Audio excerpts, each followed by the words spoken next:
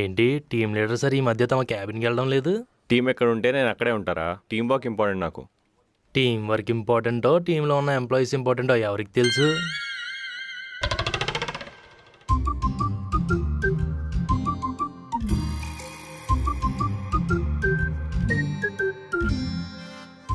ఛీ అమ్మ, ఊర్లో ఉన్న దరిద్రాలన్నీ నాకే కనిపిస్తాయి. రే వాసుగా, మూసుకొని పని చూడరా.